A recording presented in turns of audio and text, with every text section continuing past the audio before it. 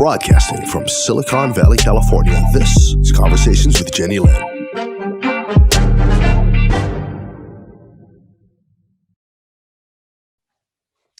Welcome to Conversations with Jennylyn. Today I have a return guest, and his name is Jacob Roig. And he is a coach, and he coaches mid-level entrepreneurs. However, on the last show, I learned something about him after we ended the show officially that I was intrigued with. And I thought it would be nice if he was willing to invite him back to share that with us. And that's why he's back today. Welcome, Jacob. Thank you, Jennylyn. Thanks for having me. I'm grateful. I'm happy you could come and share this. I do this show because people fascinate me. People's experiences in lives fascinate me. And also discovering there's so much in life that we are so unaware of. And when we learn of them or when they're shared with us, it sounds so out there that we judge it and we are not having any part of it. And so when I meet someone who has a unique experience and story like yours, I want to hear it. And I want to share it with those who want to hear it as well. So tell us, at the last show, you shared with me that you had a dream.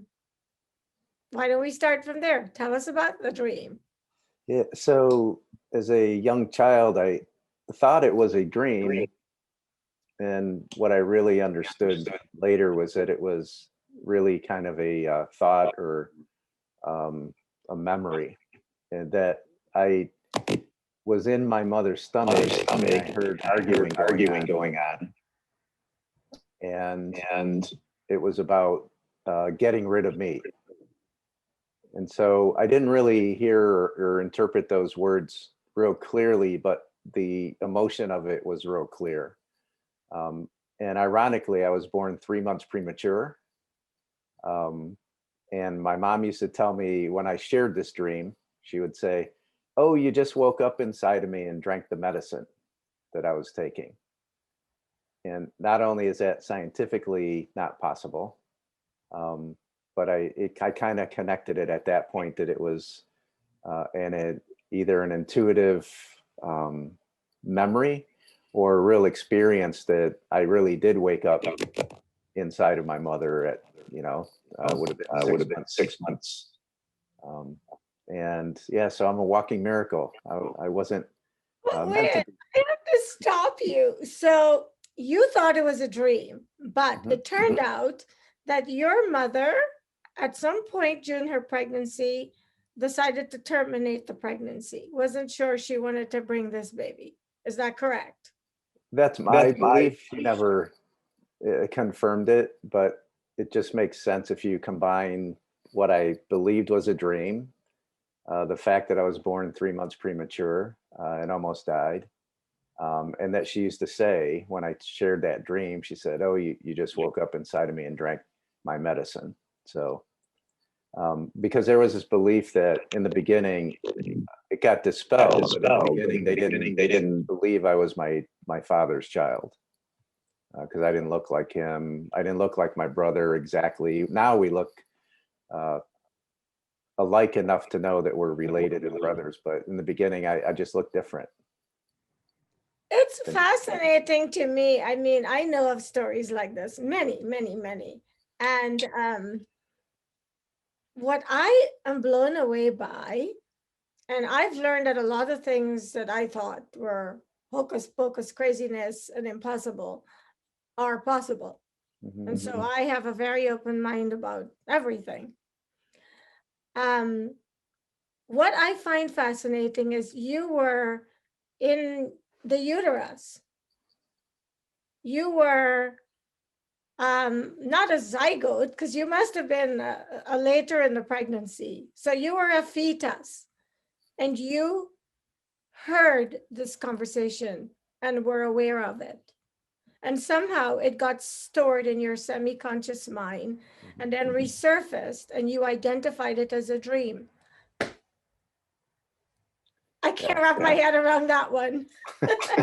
Me either, but it happened. Oh my goodness. And so when you related this dream to your mother, she did not deny it. She just said, pretty much confirmed it nonchalantly. Is that correct? She just said that I woke up inside of her early and drank medicine that she was taking for herself.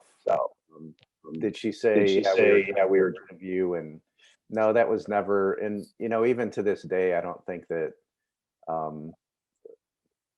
most people besides myself would agree with me. It's just my experience. And whether it's 100% true or not, I've never validated that. My dad died when I was 5, and my mom said what she said.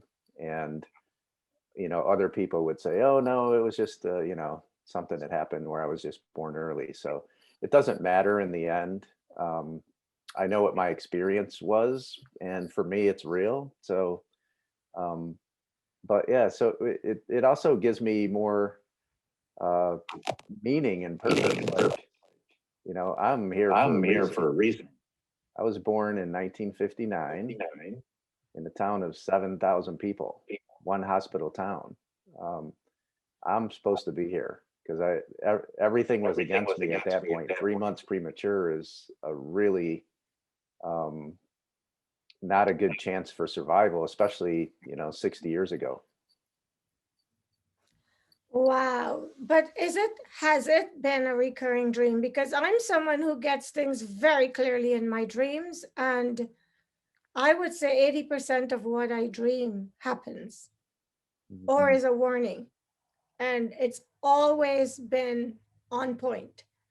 So has it been a recurrent dream, or did you only dream this once? And why did it stick out in your consciousness to where, you later did I dream this? Did I hear this? Tell us about that. Yeah, so I think it quit at about 7 or 8.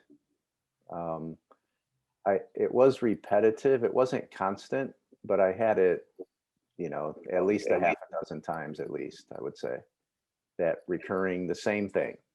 And it was almost like, I don't know if it was an exact vision of them arguing, but it was almost like I was the out of body thing where you could be the overseer, the viewer of the movie, basically. And Yes. that's what it felt like. The words were really clear. She was crying, didn't want to do it, and she was being asked to do something she didn't want to do. This is crazy. So you are in your mother's body. You are just a uterus. You are, not a uterus, but I'm trying to think of what they call the babies. For some reason, I'm blanking on it. But anyway, you are an unborn child in your mother's uterus, and you were you were privy to this. But not only that the information stored, and you later identified with it. Have you ever talked to a professional about this? I've talked to a lot of intuitives and seers, but never about this one. Just never really as a thought until you just asked. But it'd be interesting to see what would be said. Maybe I am one of those. Me? Your guest. My guest? Miss Mona? Mona, you should. You know what? She's coming back next month. And she's going to answer questions, but she won't be doing personal psychic readings. Those, she said, she will only do those privately. But if you have any questions, like a question, and I'll make sure I tell you when she's on, so that if you can ask, because I've gotten some feedback from scientists, and there's no doubt that she does what she's doing, but they can't understand the science behind it, because scientists and doctors have to have a formula or a scientific explanation before they will accept something. So you can try and ask her and hear what she says, because I have some stuff from childhood that I remember, and my mother cannot believe I remember, because they happened at such a delicate state of my existence, where people thought that I wasn't aware of stuff or that I was oblivious. But I know personally, I was born with a gift that I don't know what the label is. I don't know what it is, but I know stuff. And I can't tell you how I know. But if you check it, it's correct. And I also get dreams, and they're very, very clear pictures. They are premonitions because somewhere before the day ends, it happens.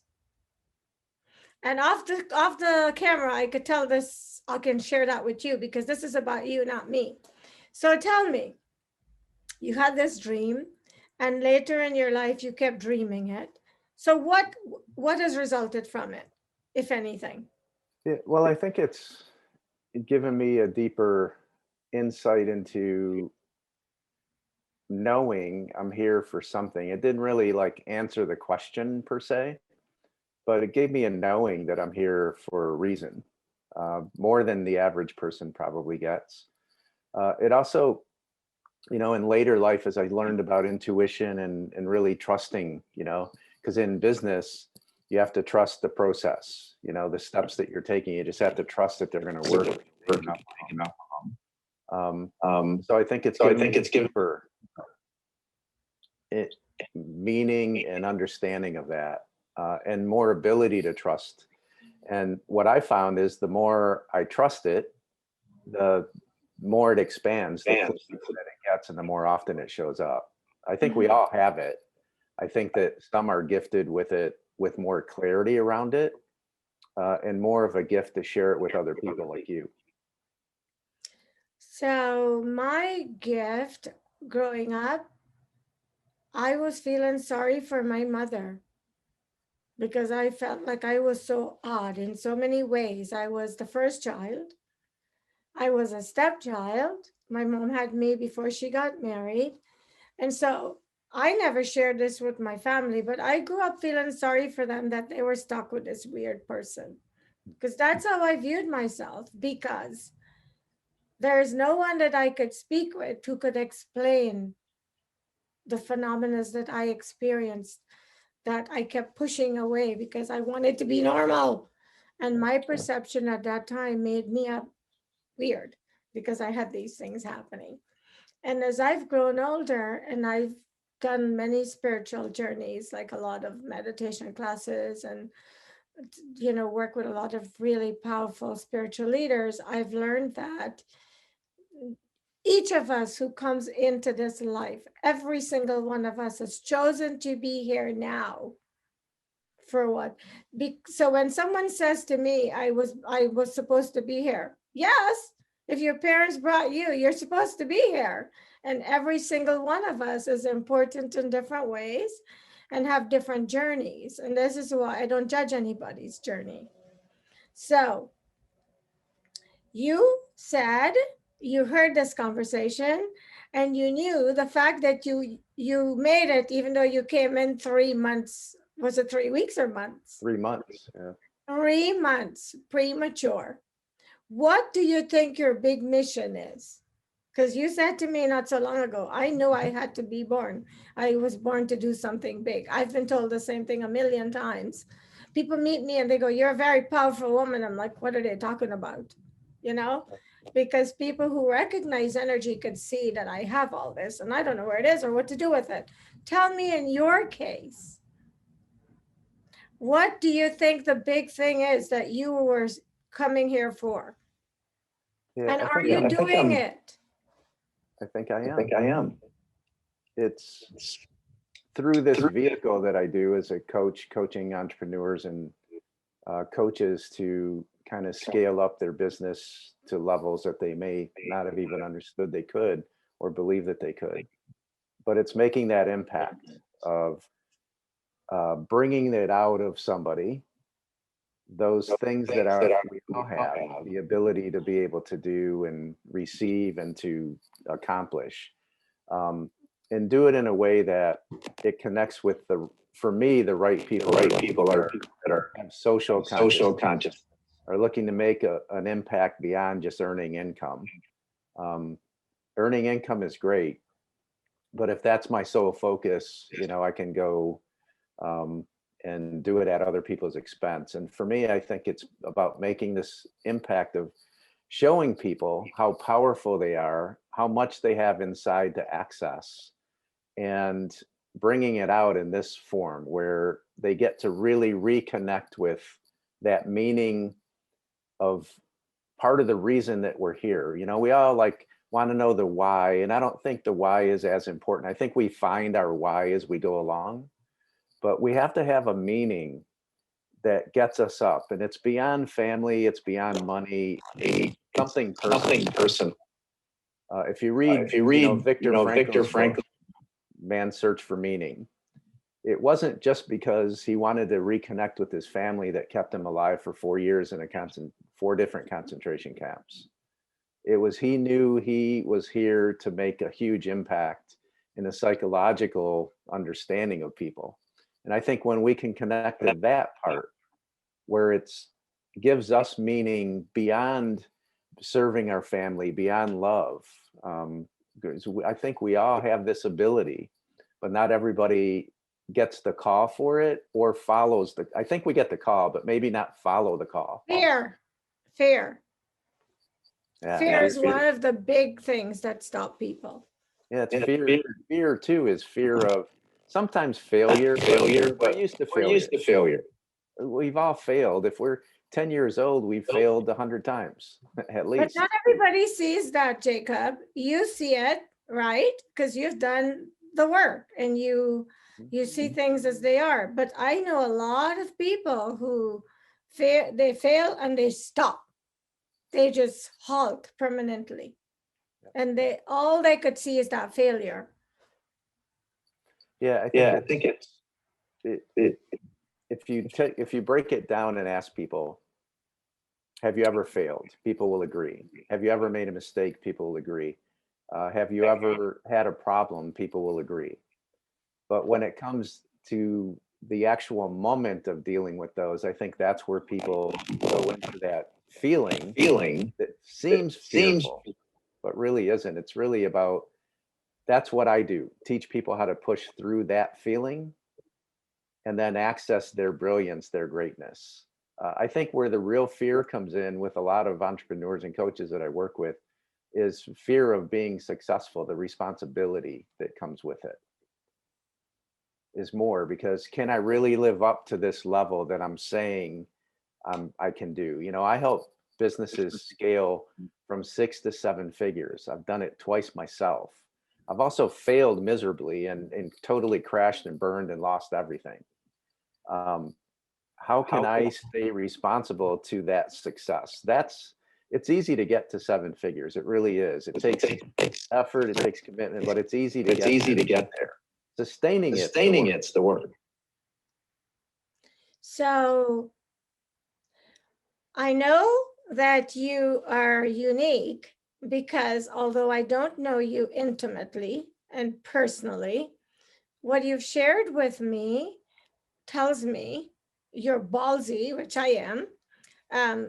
The story you shared when you were at the John Gray's book signing or John Gray's event, when you wanted to be the last person to get your book signed, the next thing you know, you're working with him. And you're doing Reiki healings with no Reiki experience or no Reiki training. To me, that tells me here's a person who has a goal and will do what it takes to get to accomplish and achieve the end goal. To me, that's what people lack. A lot of people, why they don't succeed is because they look at it and go, look at all these people in here. How am I going to get a chance to speak with him? And they wouldn't think, well, try to be the last person. And maybe he'll be tired, but maybe he'll still talk to you like you did. And look where you ended up because you took that risk.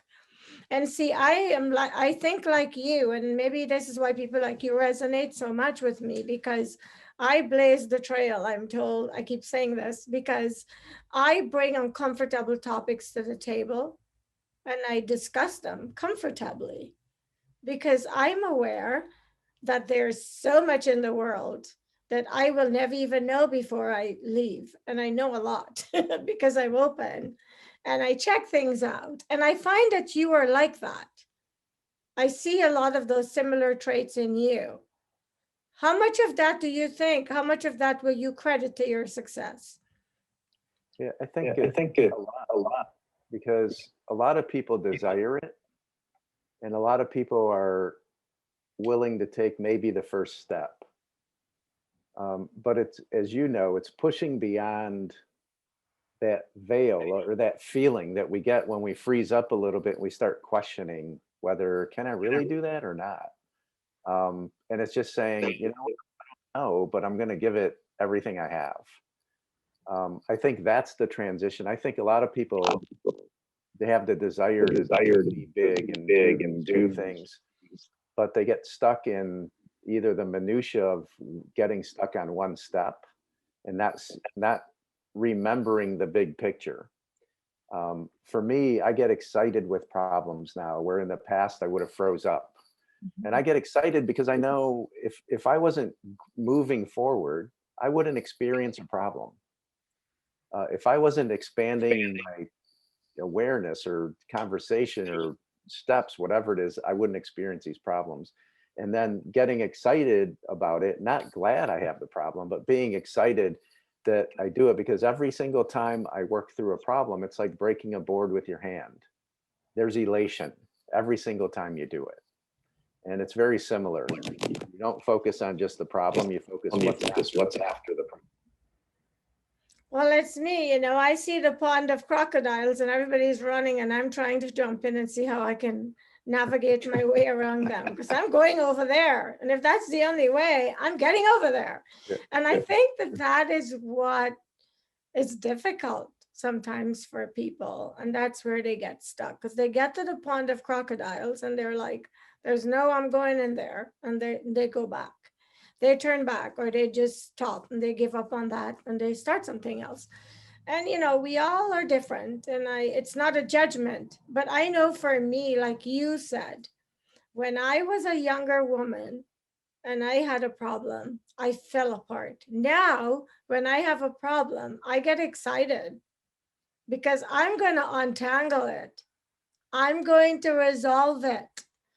And I will stay up all night if I have to do that, strategizing the ways or the way that I'm going to get past this. But sometimes even that not all of the outcomes are in our control. There are times when it's beyond our control. But even then, I'm not going to let it deter me. Because when I get to the end of the line, I want to know I fought the good fight. And I want to know I didn't get what I wanted, but it wasn't because you scared me to where I just gave up. I'm going to fight with you to the end of the line.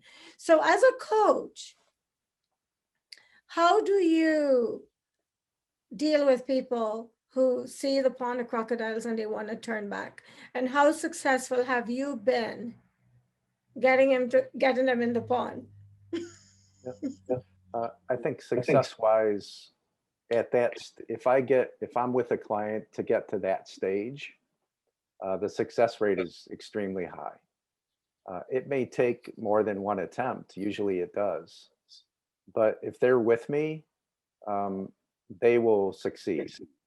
Now, in the end, if we have an intention or a vision to get to this destination, but we can't get there and we end up over at this destination without getting to this crossroad, we probably wouldn't have ended up here. You and I could speak, and many people listening could speak about their own life journey or business journey, whatever it is. And because of events that happened, other experiences showed up because of those. And then when we look back, we can say, wow, I'm so glad that happened because of that, I had this. And I share this on a personal level. I found gratitude in my father's death because he died when I was 5. And not grateful that he died, but that opened up the opportunity for me to experience my stepdad 5 years later, who taught me how to be a compassionate and loving man. He really did. and a giving person. And then the lesson I learned from him was how to be a receiver, because he wasn't a good receiver. He was a good giver. And then I saw the detriment to not being a good receiver. So he taught me two lessons, one by doing, one by not. I found gratitude in his death. He died instantly from a heart attack, and he was like, I was this close to him. We were kindred souls, because it opened up the opportunity for the last 6 years of my mother's life for her and I to fix everything and to reconnect at the level that you desire with your parent. So you find gratitude in all these things that happen that seem to be perilous or, problematic or whatever they are. But, we have to look beyond the problem and see what happened and how we show up to it. That's being worthy of our suffering as well, because it usually ends up going to a good place if we stay upright. Okay, so for anyone watching this show, there are a lot of people who are depressed now because of COVID, because of whatever, and their businesses are stuck, and there's so many startup businesses, and they can't see the way toward the end goal because of all of the different reasons that will prevent success. When you encounter someone like that, because they're coming to you because they want help, because they want to get to the end. Now, when you have someone who's depressed, it's very hard to show them the light. It's very hard to show them anything positive because they're stuck with the glass half full in their hand, and that's all they're seeing. How do you get them out of that depression? Because I'll tell you this, I am not a coach.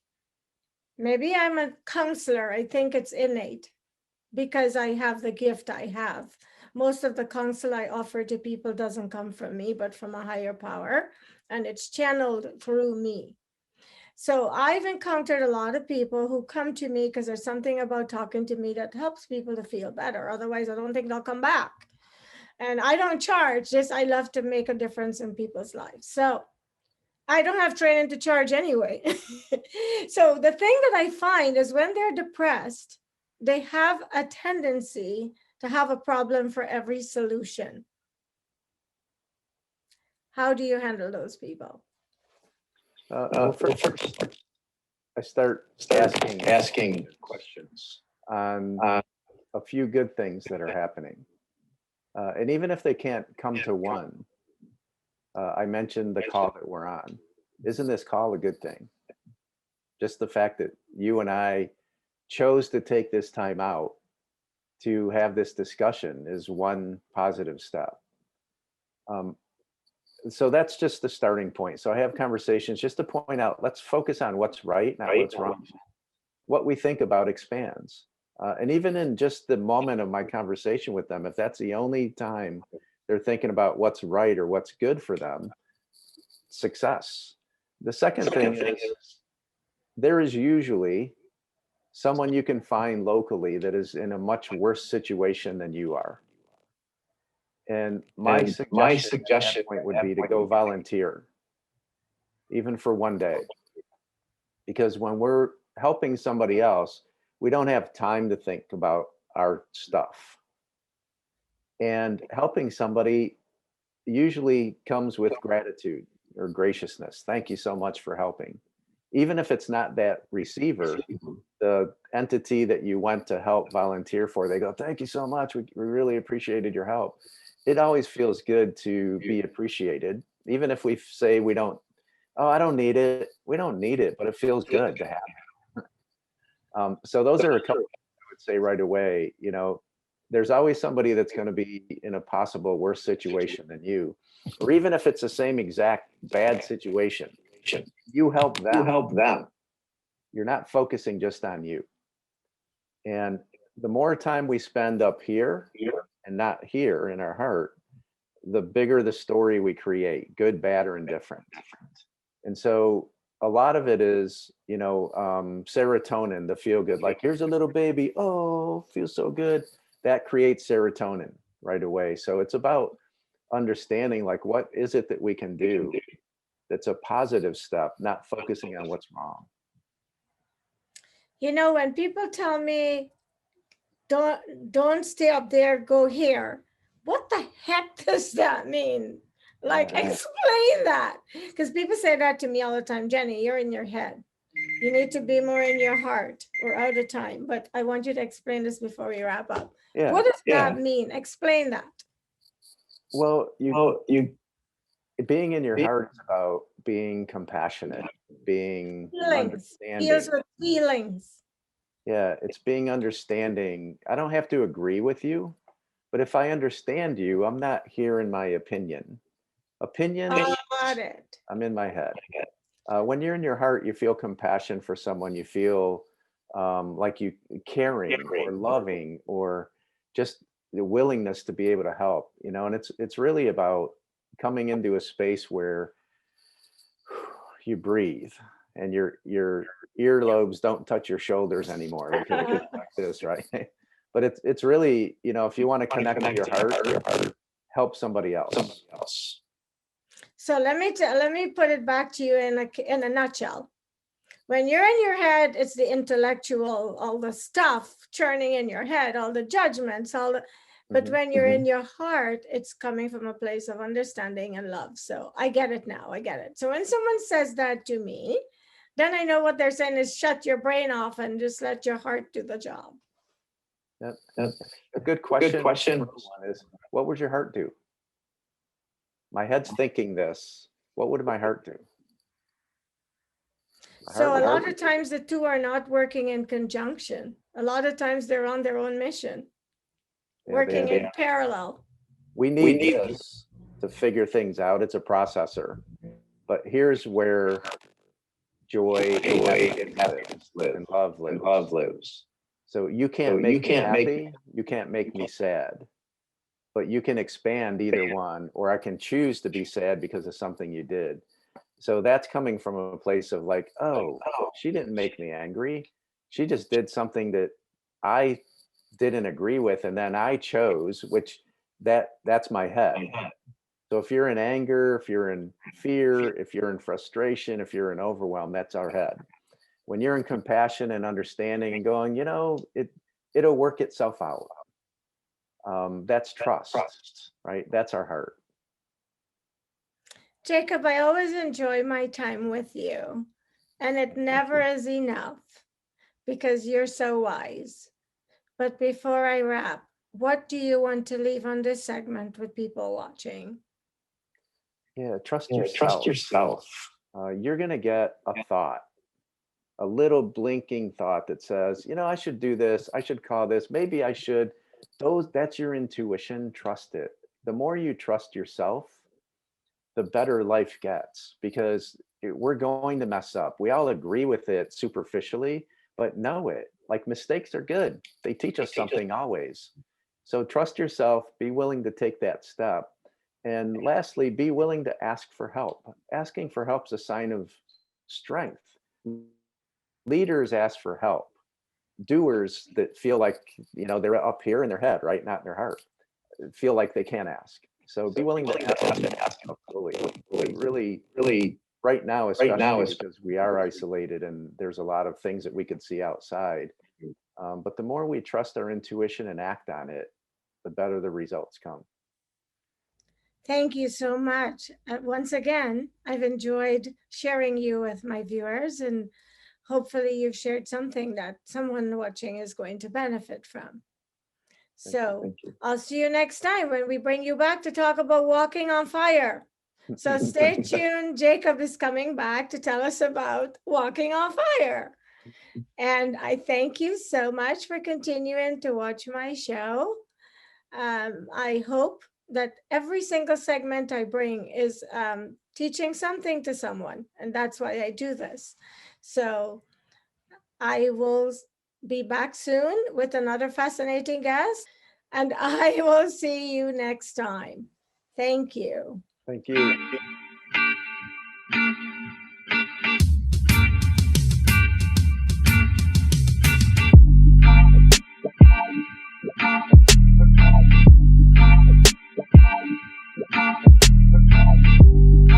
Broadcasting from Silicon Valley, California, this is Conversations with Jennylyn.